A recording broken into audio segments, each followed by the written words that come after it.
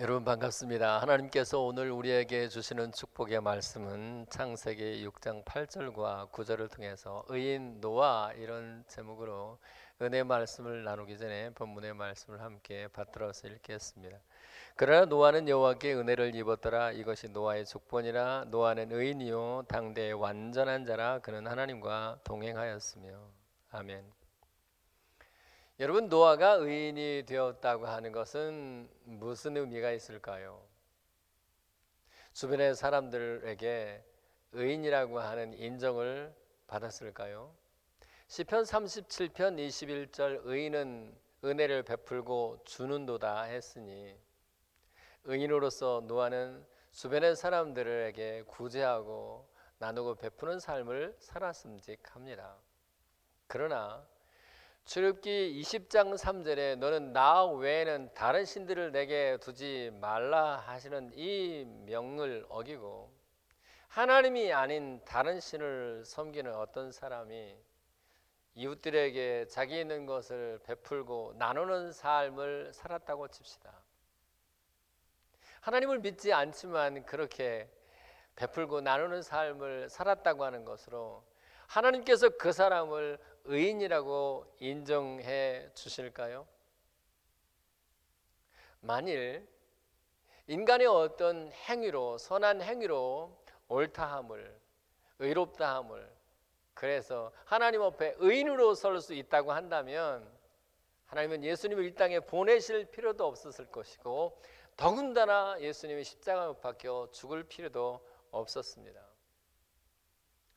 여러분, 히브리서 9장 27절에 보면 한 번 죽는 것은 사람에게 정한 것이요 그 후에 심판이 있으리라 했어요. 저나 여러분이나 곧 죽음에 이르게 되겠죠. 심판을 반드시 받게 될 터인데 그날 우리는 하나님 앞에 의인으로 설 수 있는가에 대한 거룩한 근심을 가질 수 있어야 합니다.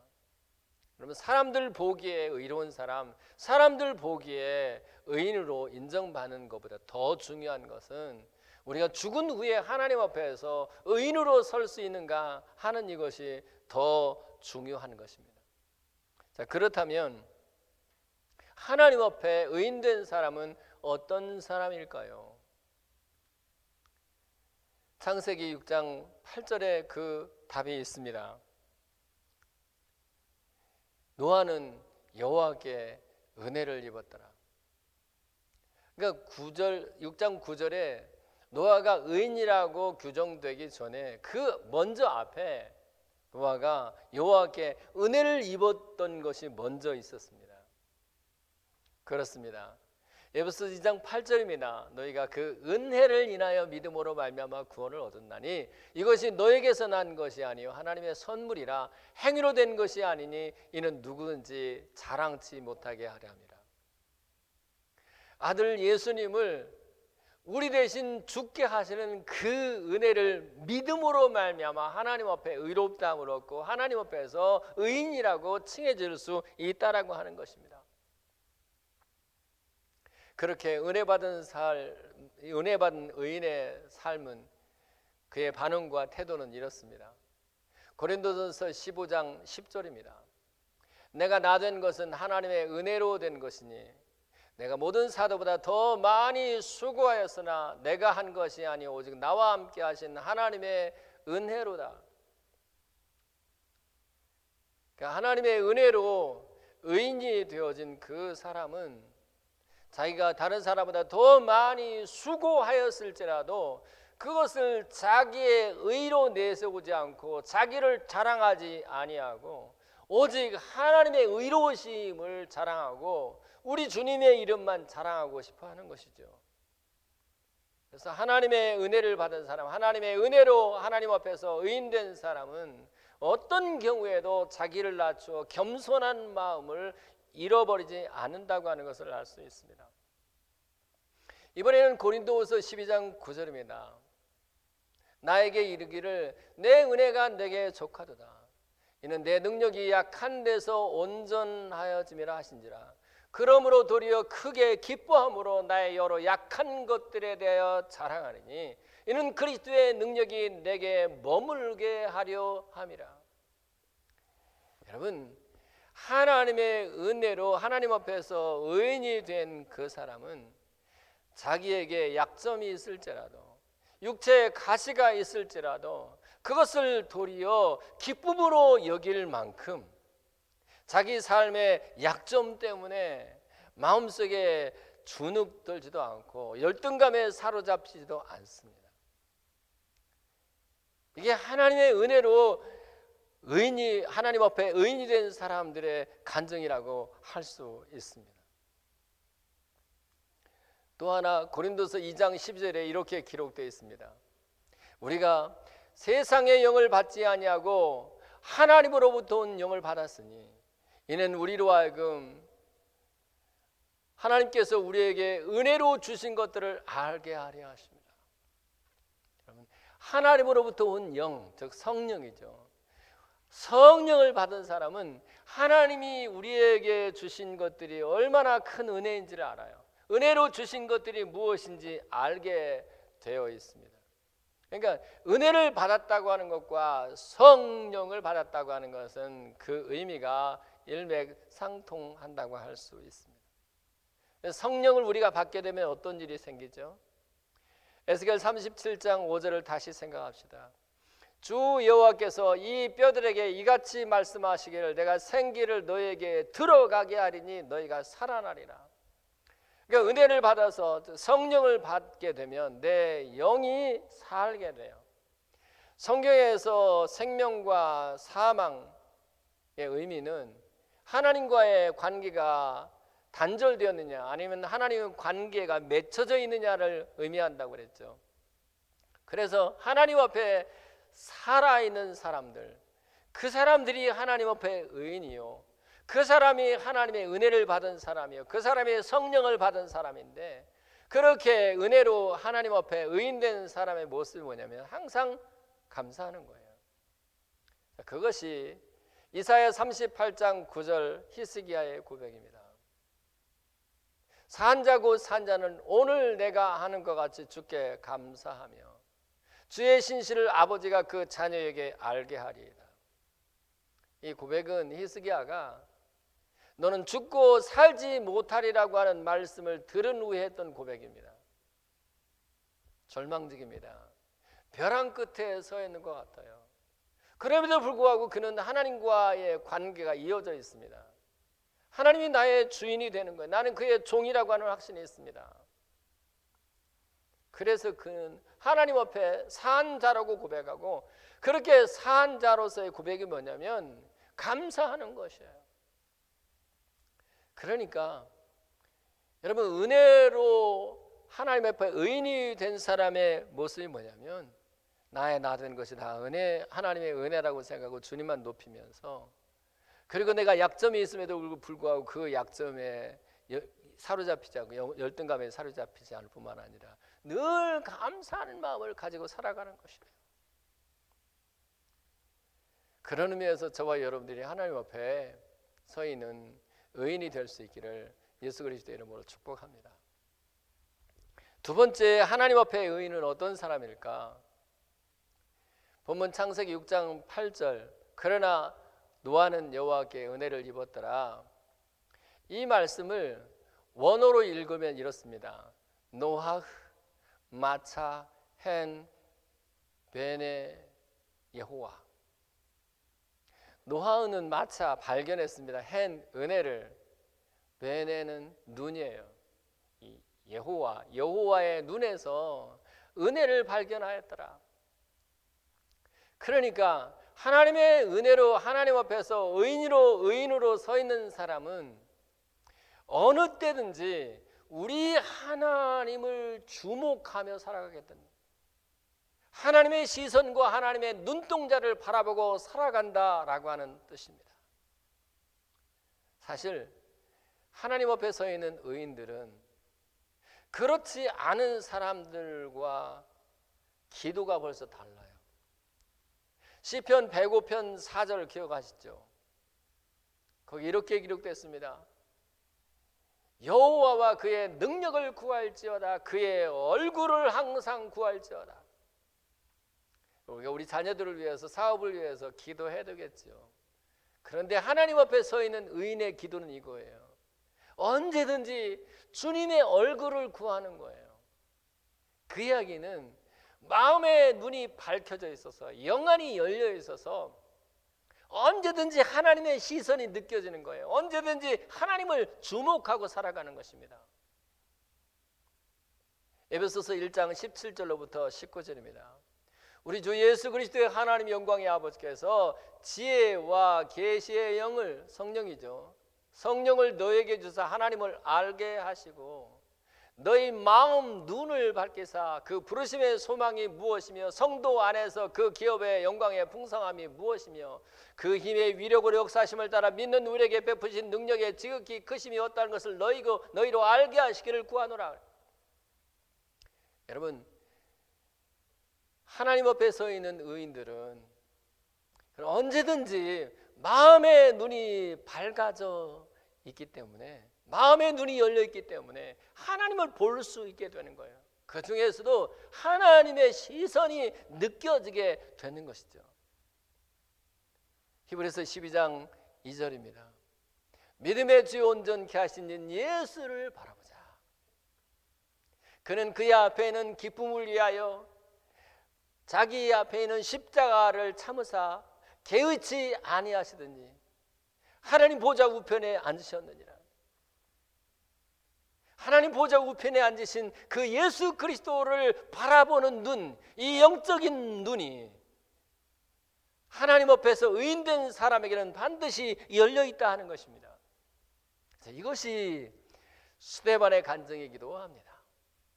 사도행전 7장 55절입니다. 스데반의 성령이 충만하여 하늘을 우러러 주목하여 하나님의 영광과 및 예수께서 하나님 우편에 서신 것을 보시고, 마음의 눈이 열려있는 사람, 영안이 열려있는 사람 스데반은 지금 자기를 향해서 이를 갈고 돌을 던져 죽이려고 하는 사람들을 주목하지 않습니다. 스데반이 주목한 것은 자기를 바라보시는 그 주님의 시선과 주님의 눈동자였습니다. 주님을 주목했던 것이죠. 여러분들이 하나님 앞에 서 있는 의인인 것이 분명하다면, 지금 여러분을 누가 괴롭히고 있습니까? 어떤 문제가 지금 여러분을 힘들게 하고 있습니까? 그 문제를 바라보지 마시고 그 문제를 다루시는 주님을 주목해야 돼요.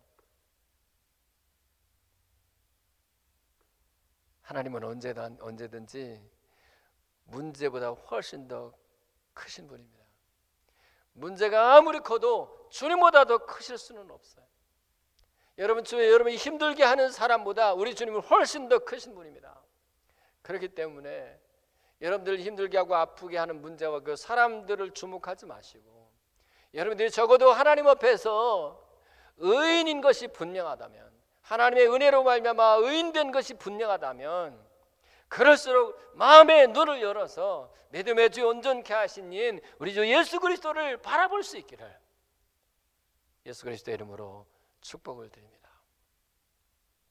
세 번째, 하나님 앞에 서 있는 의인의 모습의 그 답이 베드로후서 2장 5절에 있습니다.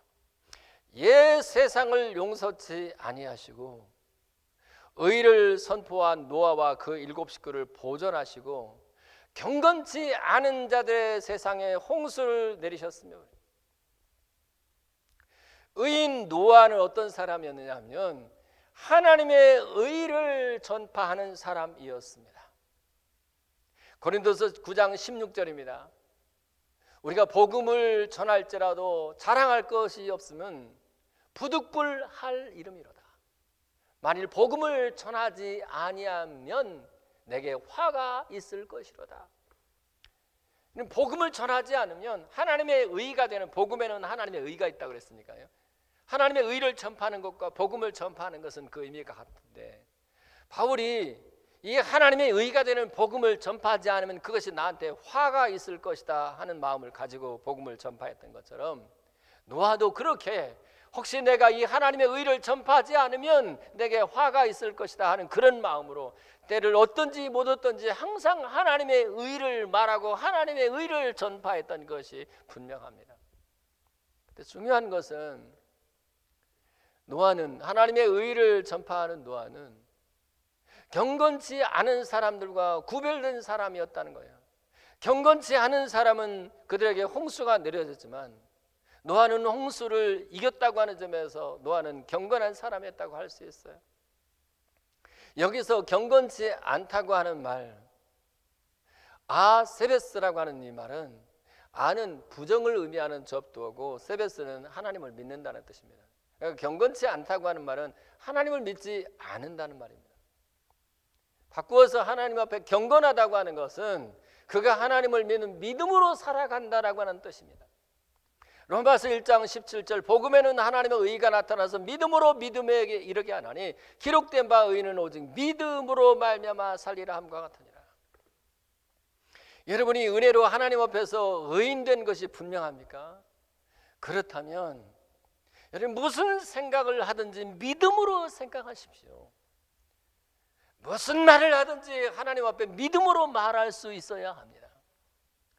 어떤 행동을 하든지 어떤 삶을 살아야 하든지 믿음으로 살아내야 되는 것이에요. 왜 그렇습니까? 로마서 14장 23절에 믿음을 따라하지 않은 것이 다 죄니라 라고 했기 때문에 그래요. 로마서 1장 5절의 말씀을 잊지 않기를 바랍니다. 그로 말미암아 우리가 은혜와 사도의 직분을 받아 모든 이방인 중에서 그의 이름을 위하여 모든 이방인 중에서 믿어 순종케 하나니. 믿으면 순종한다는 겁니다. 그래서 믿음과 순종은 마치 동전의 양면과 같아요. 불과 분리입니다. 뗄래 뗄 수가 없는 것입니다. 우리가 하나님을 믿어서, 하나님의 은혜를 믿어서 의롭다함을 혹은 의인이 되었다고 하면서도 하나님의 말씀에 순종하지 않고 있다고 한다면 그는 믿는 사람이 아닙니다. 그는 의인이라고 할 수가 없어요. 창세기 6장 22절에 보면 이렇게 기록되어 있습니다. 노아가 이와 같이 하여 여호와께서 자기에게 명하신 대로 다 준행하였더라. 여러분, 하나님 앞에 서 있는 의인들의 모습이 여기 있습니다. 늘 믿음으로 생각하고 믿음으로 말하고 믿음으로 행동할 뿐만 아니라 하나님이 내게 말씀하신 것이면 언제든지 순종하고 살아갈 마음이 있는 거예요. 고린도서 9장 27절에 바울이 얘기한 것처럼 내가 내 몸을 쳐서 복종케 하면 내가 남에게 전파한 후에 자신이 도리어 버림을 당할까 두려워합니다. 언제든지 하나님과 사람들 앞에 내 주변의 사람들에게 순종하고 싶은 마음, 복종하고 싶은 마음을 가지고 있다면 바로 그 사람을 일컬어서 하나님 앞에 서 있는 의인이라고 할 수 있습니다. 부디 저와 여러분들이 다시 오실 주님 앞에 이와 같은 의인이 될 수 있기를 바랍니다. 네 번째, 하나님 앞에 서 있는 의인의 모습이 뭘까요? 히브리서 11장 7절에 이렇게 기록되어 있습니다. 믿음으로 노아는 아직 보이지 않는 일에 경고하심을 받아 경외함으로 방주를 준비하여 그 집을 구원하였으니 이로 말미암아 세상을 정죄하고 믿음을 따르는 의의 상속자가 되었느니라. 여기서 중요한 것은 하나님 앞에 서 있는 의인 노아는 하나님의 경고하시는 말씀을 귀담아 들었다는 사실이에요. 하나님의 경고의 말씀을 들을 수 있는 귀를 가지고 있었다라고 하는 사실입니다. 마태복음 24장 38절입니다.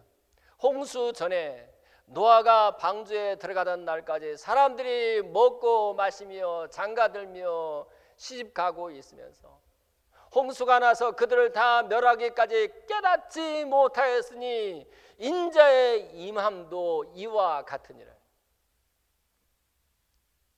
여러분, 노아가 방주로 들어가던 그날까지 사람들이 먹고 마시는 일에만 집중해요.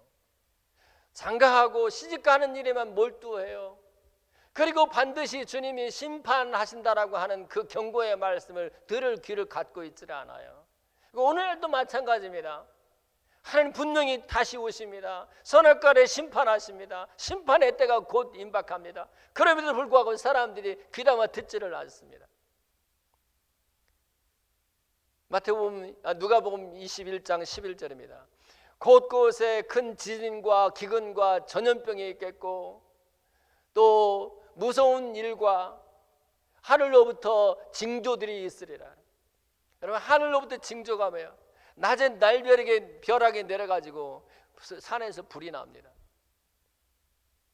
여러분, 첫째 지진이 일어나기를, 지금 그리스와 터키에도 지난주에 7.0의 강진이 발생했습니다. 코로나라고 하는 전염병은 무엇입니까? 이 코로나는 이제 사람들의 면역력을 파괴시켜 버립니다.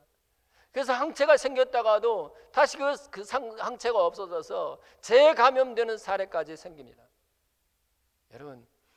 여러분이 아시는 대로 하나님의 말씀 히브리어 다바르는 말씀이라는 뜻도 있지만 실은 사건이라는 뜻도 있어요. 하나님이 우리에게 그렇게 말씀하시는데도 사람이 듣지를 않으니까 이런 사건 저런 사건, 전염병이라는 사건, 그리고 지진이라는 사건, 날벼락에 내리는 사건을 통해서 하나님이 여전히 말씀하시는데도 들을 귀가 없어요. 그러나 노아 의인은 하나님의 경고하시는 바를 들었습니다. 그리고 듣고 하나님 말씀하시는 대로 방주를 열심히 지었습니다. 그 방주를 짓는 일에 어떤 사람은 120년이 소요됐다고 하고 어떤 사람은 70년 내지 80년이 소요되었다고 해요. 적게 잡아서 70년이라고 하더라도 노아의 남은 전 인생은 오직 방주를 짓는 일에만 전념했습니다. 방주를 짓는 일을 어제하고 오늘하고 내일하고 반복해서 똑같은 일을 했습니다. 누가 그런 얘기를 합니다. 선한 노력은 그것이 반복될 때만 참으로 착한 것이다. 여러분, 우리가 아침, 점심, 저녁 식사를 계속해서 반복해서 먹잖아요. 그것을 반복해서 먹는다고 해서 지루하다고 하는 사람이 없어요. 오히려 병들고 곡기를 끊게 되면 죽지 않아요? 여러분, 우리가 일상에서 이루어지는 일들이 그것이 하나님 앞에서 선한 것이면 그것은 반복하면 할수록 선한 것입니다. 여러분들이 새벽 기도를 21일 작정하고 와서 기도하는 것도 좋아요. 그런데 진짜로 하나님 앞에 선한 것이 뭔지 아세요? 기도를 작정했으면 매일 계속 기도하는 거예요. 여러분, 말씀 읽을 때도 주기를 한 달을 정해놓고 내 이때까지 성경 읽어야지 하는 것보다는 매일 계속해서 말씀을 읽고 또 그 말씀을 묵상하게 될 때 그 작은 노력들이 하나님 앞에서 선한 것이 되고 그것이 마치 방주가 되어서 노아가 그 방주 안에 들어가서 생명을 얻고 구원을 누렸던 것 같은 역사를 경험하게 될 줄로 믿으시기 바랍니다. 여러분, 예배도 마찬가지예요.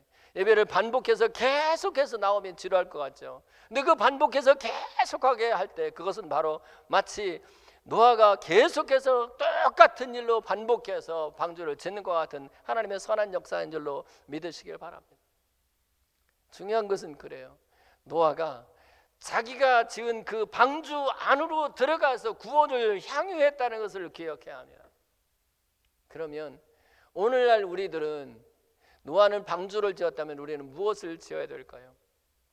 이 방주가 예수님을 상징한다는 것을 기억하시죠. 방주가 바다 위에 떠서 바다에 침몰되지 않았던 것처럼 예수님이 굳이 자기를 과시하기 위해서 바다 위를 걸었던 것이 아니에요. 예수님은 심판을 상징하는 바다에 침몰되지 않는 분이라는 뜻입니다. 따라서 방주 안으로 들어가면 구원을 받는 것처럼 예수님 안으로 들어가면 구원을 받는다고 하는 점에서 이 방주는 예수님을 설명하는 도구인 것이 분명합니다. 요한복음 10장 9절, 누구든지 내가 문이니 누구든지 나로 말미암아 들어가면 구원을 받고, 예수님 안으로 들어가면 구원을 받는 거예요. 그런데 이 예수님 안으로 들어간다고 하는 것은 무슨 뜻일까요? 교회를 일컬어서 에베소 1장 23절 교회는 그의 몸이니 만물 안에서 만물을 충만케 하시는 이의 충만함이라고 했습니다. 여러분, 교회를 짓는 것은 그리스도의 몸을 지어가는 것입니다. 이때 교회를 짓는다, 교회를 건축한다고 하는 것의 의미는 교회의 당을 건축하는 것이 아니에요. 교회를 짓는다는 것은 그리스도의 몸을 세워가는 것이에요. 나는 너를 세우고 너는 나를 세워가는 것이에요. 아내는 남편을 세우고 남편은 나를 세워가는 것입니다. 그리고 그렇게 서로를 세워갈 때 내가 세운 그 교회 안에서 내가 주님이 내게 주신 구원을 향유하고 누리게 된다는 것을 기억하십시오. 에베소 2장 21절과 22절입니다. 그 안에서 건물마다 서로 연결하여 주 안에서 성전이 되어가고 너희도 성령 안에서 하나님의 거하실 성전이 되어가고, 우리가 그 안에서 성전이 되어가는 것입니다. 그래서 함께 교회를 세워가는 것입니다. 그래서 다시 오시는 주님 앞에서 저와 여러분들이 노아처럼 의인이라 하는 그런 칭찬을 받게 되기를 예수 그리스도의 이름으로 축복합니다. 기도합시다. 주님, 이제 우리도 다시 오실 주님 앞에서 의인으로 서기를 원합니다. 은혜로 말미암아 의인이 되게 하시며 늘 언제나 주님을 주목하며 살게 하시고, 주님, 우리 주님 언제 주님의 의를 전파할 수 있게 하시며 경건하여 하나님을 믿음으로 살게 하시고 경고하심을 받을 수 있는, 들을 수 있는 귀를 갖게 하옵시며, 이제 우리도 노아처럼, 방주를 지은 노아처럼 교회를 함께 지어가는 우리들이 될 수 있도록 축복해 주옵소서. 예수 그리스도의 이름으로 기도하옵나이다. 아멘. 이제는 예수 그리스도의 은혜와 하늘 우리 아버지의 크신 사랑하심과 성령님의 역사, 위로 충만 교통케 하시며 하나님 앞에 서 있는 의인 노아와 같이 오직 은혜로 의롭게 되는 것을 알며 늘 주님을 주목하고 하나님의 의를 전파하며 경건하게 살고 하나님의 경고하심에 민감하여 그 말씀을 듣고 방주를 지어 교회를 지어 하나님의 구원을 누리기로 결단하는 여기 귀한 종들의 머리 위에와 자녀과 사업과 직장 생활 가운데 지금부터 영원토록 함께 있어지기를 간절히 축원하옵나이다. 아멘.